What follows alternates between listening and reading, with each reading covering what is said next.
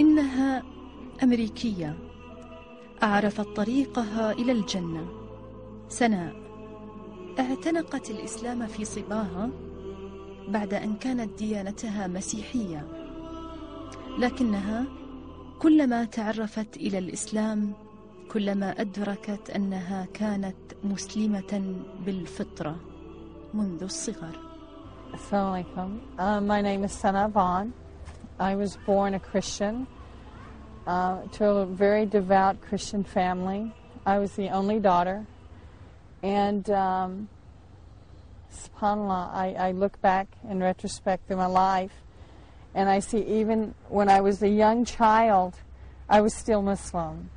I remember one story of me and my brother. I guess I must have been about 5 years old or 6 years old. And he was outside and he took a knife and he started cutting the tree. And I became just hysterical. I was like, that's God's tree and God's going to be angry with you. And later in life when I did become Muslim, I remember someone telling me about Laylatul Qadr. And if we could see the spirit of the trees, everything would be in sujood during this night. And it just confirmed to me that when I was a small child, how I was Muslim at that time. علمت ضيفتنا دائما بوجود إله وتضرعت له أن يرشدها للطريق الحق، وأيقنت بثقة أنه لن يخذلها. We've always been devout Christians in the family, practicing Christianity. Every time the church was open, we were at the church. I mean, our mother raised us in the church. And being Southern Baptist people raise their children knowing the Bible, knowing about the religion, and practicing the religion. And that's how we were raised. Whenever I look back, we had, never missed church service unless there was just definitely illness in the family. And knowing that, that was our place in life and the rules in following our life.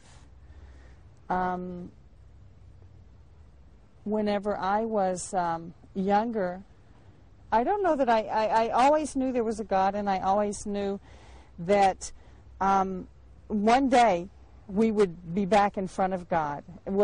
However that was, I don't really know that I questioned it. I always realized that there was a God. And we've had, I think that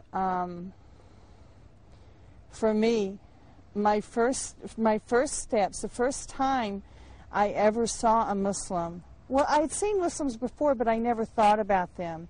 I had finished my bachelor's degree and had transferred to a different university to do my master's. And my first day of school, I heard something outside the window. And whenever I got up and walked to the window to see what was happening, there was a man outside, and he started making the adhan for prayer. And I sat and I watched him. It was in January. And he had his sleeves rolled up and his pants legs rolled up. And it was cold. It was cold. It was January. This was Oklahoma. And I thought to myself, my God, he's got to be cold out there. And then all of these other people started coming. And they started lining up behind him. And there was just line after line of people. And when I watched them, I thought to myself, I think they worship their God in the right way. They're worshiping God, And so I went and I sat back down at my seat. And as I sat at my seat, I kept thinking, I wonder what was going through their mind. I would see them bend, I would see them get down on the ground, and I would think, what are they doing in each portion of their prayer? Well, one of these men came into my lab class, and I went and I walked up to him and I said, what were you doing out there? And he said, I was praying. And I said, well, who are you praying to? He said, I was praying to Allah. I said, who's Allah? He said, Allah, the creator of the heavens and the earth, God, And I was like, okay. I think I was satisfied because I didn't want him to think I wanted to be a Muslim, because I didn't want to be a Muslim. When you think of where I came from and the Southern Baptist roots and the prejudice of the South, and I just knew it was something different. But anyway, I thanked him for his information. I just went and sat down. As soon as I finished class, I went to the library, and I took a book on Islam. Well, I went home that evening, and I read all evening about Islam, and I came back the next day, and the book was sitting on my desk in the lab class, and he walked by and he said, "What are you reading that book for?" And I said, "Why?"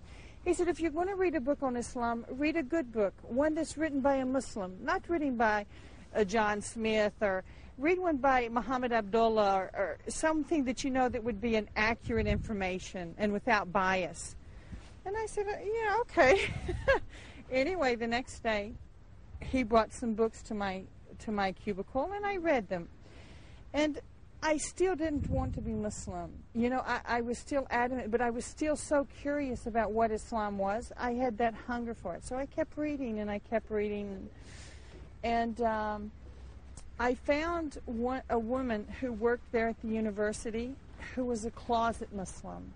She had accepted Islam, but because her husband was Christian, he would not allow her to practice Islam. He would beat her, actually, if he caught her praying. But when she found out I was learning about Islam, she started bringing me books, accurate books on Islam. And so me and her became good friends. Her name was Carol. And we became good friends. And I found out she lived just around the street from me. So we started walking every day after school, and we would talk about Islam. And the more I read about Islam, the more I realized I was already Muslim. I still did not want to become Muslim because I still had the Christian concept of belief is enough. If I just believe something, it's going to be enough for me. I don't have to practice it. I don't have to do whatever. But of course, the more you learn about Islam, the more you realize that you are responsible for your actions. And